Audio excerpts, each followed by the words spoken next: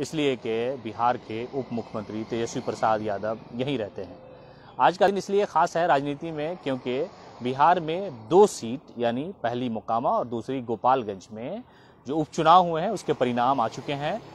बल्कि आधिकारिक घोषणा जो है वो अब तक नहीं हुई है, लेकिन जो रिजल्ट है वो साफ हो चुकी है। 1 सीट पर मोकामा में आरजेडी ने अपना परचम लहराया है, यानी अनंत सिंह की पत्नी नीलम देवी ने चुनाव जीत लिया है। जबकि गोपालगंज में 2183 वोटों से कुसुम देवी ने आरजेडी के मोहन गुप्ता को शिकस्त दे दी है। हालांकि ऐसा कहा जा रहा था कि इस बार गोपालगंज में जो बीजेपी का सियासी मिथ है, जो सियासी जीत का जो सिलसिला है, उसे आरजेडी रोकने में कामयाब होगी। इसलिए कि तेजस्वी यादव जब वहां पहुंचे थे तो बड़ी संख्या में लोगों की भीड़ थी और तेजस्वी यादव के साथ चल रही थी सड़कों पर। गोपालगंज में एक अजीब ही नज़ारा था, लेकिन राजनीति और क्रिकेट दोनों एक ऐसा गेम और ऐसा खेल है कि कब क्या हो जाए इसे कोई नहीं जान सकता, कोई नहीं समझ सकता।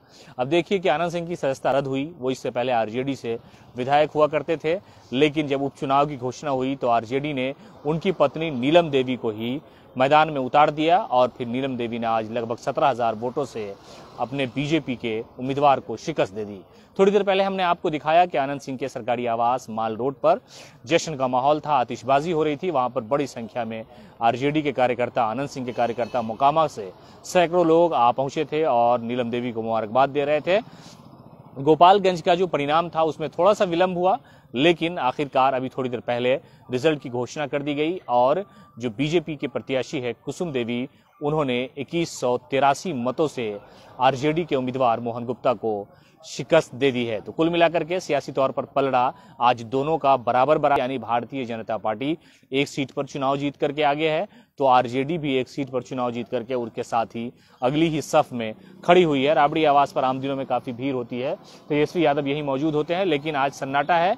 उसकी एक वजह यह भी है कि रविवार है, छुट्टी का दिन है, तो लोग यहाँ पर नजर नहीं आ रहे हैं। लेकिन सियासी तौर पर जो 2 सीटों में उपचुनाव के परिणाम को लेकर के उत्सुकता थी लोगों में देखने के लिए, जो राजनेता थे वो लगातार इन सारी चीज़ों को लेकर के दावा कर रहे थे कि दोनों सीटों पर हमारे उम्मीदवार कामयाब होंगे। यानी तेजस्वी यादव का जो जलवा है उसका परिणाम ये होगा कि गोपालगंज जो भारतीय जनता पार्टी की सीट रही है वहां से भी आरजेडी के मोहन गुप्ता जीत कर आएंगे, लेकिन ऐसा हुआ नहीं। जबकि अनंत सिंह के बारे में ये कहा जा रहा था कि उनका अपना सियासी रसूख है, उनका अपना जो इलाका है मोकामा टाल से लेकर के पूरे इलाके में जो अनंत सिंह की सियासी जो मजबूती है, जो उनका शक्ति प्रदर्शन है, वो लगातार चुनाव के समय में भी नजर आता है।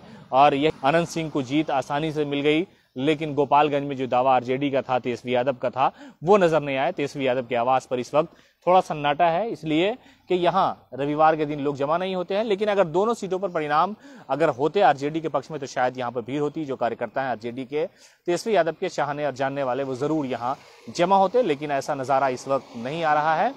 और सबसे बड़ी वजह यह है कि गोपालगंज की सीट को लेकर के रशाकशी जारी में उतार चढ़ाव हो रहे थे। थोड़ी देर पहले जो काउंटिंग की प्रक्रिया है वो रुक गई थी, लेकिन अंततः रिजल्ट की घोषणा की गई और बीजेपी को कामयाबी हाथ लगी। यानी जो पुरानी सीट थी गोपालगंज की वो भारतीय जनता पार्टी के खाते में चली गई है और मोकामा वाली जो पुरानी सीट आरजेडी के लिए थी वो आज यथावत ही रह गई है। अनंत सिंह का जलवा बरकरार रहा और मोकामा में लोगों ने एक बार फिर अनंत सिंह की पत्नी नीलम देवी को कामयाब करके बिहार विधानसभा भेज दिया है।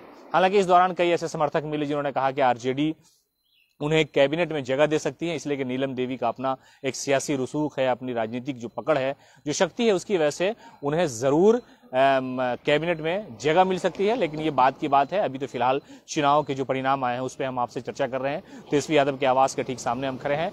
यहाँ पर आप देख सकते हैं कि बिल्कुल सन्नाटा पसरा हुआ है। आम दिनों में 10 सर्कुलर रोड के बाहर यहाँ पर जहाँ बैनर पोस्टर लगे हैं वहाँ बड़ी भीड़ होती है, वहाँ पर लोग खड़े होते हैं, लेकिन इन दिनों जो है वो बिल्कुल सन्नाटा है। को लेकर के ज्यादा कुछ खास जो है वो रुचि नजर नहीं आ रही है और बहुत से लोग काफी ऐसे कार्यकर्ता हैं जो यहाँ मौजूद है।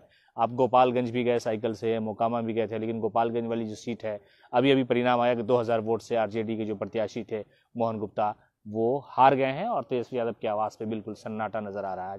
क्या कहेंगे आप? मैं यही कहूँगा कि कहता है यह विनय बिहारी, कुल मिलाकर लालटेन है कमल बफारी, क्योंकि वो मुकामा तो यूं चुटकी बजा के कब्बे जीत लिया गया था और अब तक मशक्कत दी जा रही है, तो समझिए कि भारी है लालटेन।